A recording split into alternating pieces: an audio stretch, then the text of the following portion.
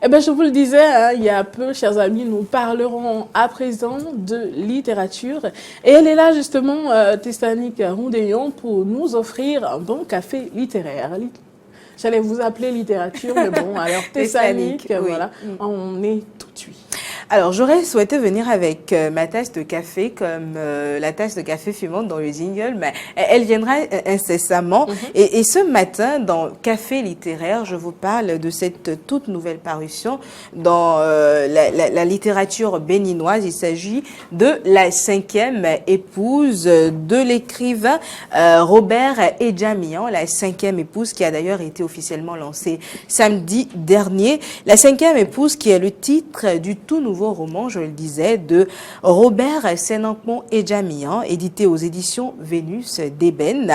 C'est 140 pages de lecture qui captivent tout simplement votre attention à travers un suspense époustouflant.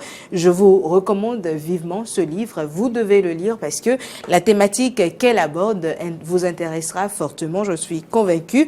Je me ferai le devoir d'ailleurs de vous l'offrir, Natacha Kofi, afin que vous puissiez... Merci, je vous en prie. C'est un roman qui a été publié dans la collection Oniris, dirigée par Carmen Toudonou. Carmen Toudonou, qui est d'ailleurs la préfacière de ce roman.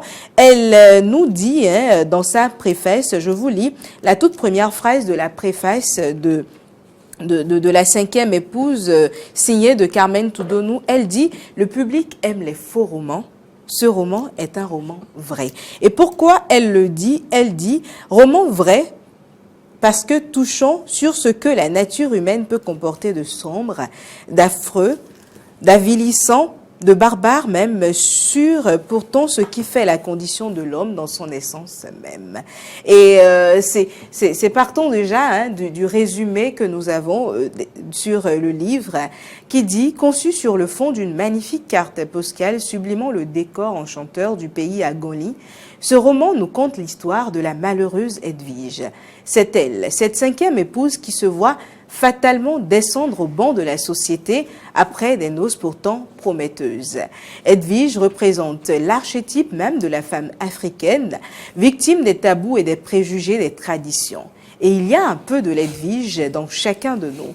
Ce personnage porte nos parts de doute, de manque de discernement, de laisser-aller, de lubricité.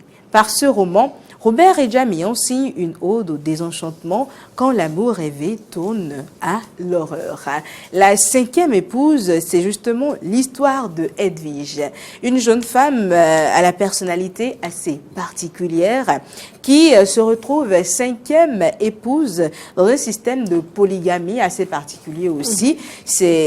Edwige est la 5e épouse de Alain, un polygame accompli, mais qui se retrouve jeune femme qui n'arrive pas forcément à se retenir face à ses envies un peu démesurées. On retrouve une Edwige, oui, d'Edwige, exactement, on parle d'Edwige, qui se retrouve face à la tentation et toutes les conditions réunies pour la pervertir et qui justement n'arrive pas à se retenir face à tout ceci. Edwige, c'est un peu, quand vous lisez le livre, je vous avoue que je ne l'ai pas fini, mais en quelques minutes, debout dans une bibliothèque alors que je voulais me le procurer, j'avais déjà fini les 10 premières pages parce que ce livre se boit tout seul. C'est une description sans détour que nous propose l'auteur. Il est assez explicite et simple dans sa présentation de cette histoire-là. Une histoire qui n'a un peu que le reflet de la société dans laquelle nous nous retrouvons aujourd'hui. Parce que Edwige se retrouve une femme assez exigeante et à la limite même vindicative. Et c'est un peu ce que nous vivons dans notre société et c'est également un ouvrage qui fait le choix de valoriser l'Afrique dans ses valeurs culturelles et cultuelles. Alors, je vous propose incessamment, donc mardi prochain, un résumé avec l'auteur lui-même pour mieux découvrir ce que c'est que la 5e épouse, polygamie, culture et culte de l'Afrique. Je vous demande de ne pas vous faire prier pour aller vous procurer la 5e épouse. Ça va vous plaire. Vous serez emporté par tout ce qui y est dit, tout ce qui y est décrit et tout simplement Mardi prochain, vous découvrirez un résumé. D'ici là, on aurait certainement déjà dégusté tous les 3 cet ouvrage et on pourra mieux en débattre. Génial. Merci beaucoup à vous. Merci Natacha. Nous avons hâte de déguster ce livre justement que vous nous proposez aujourd'hui. Hein.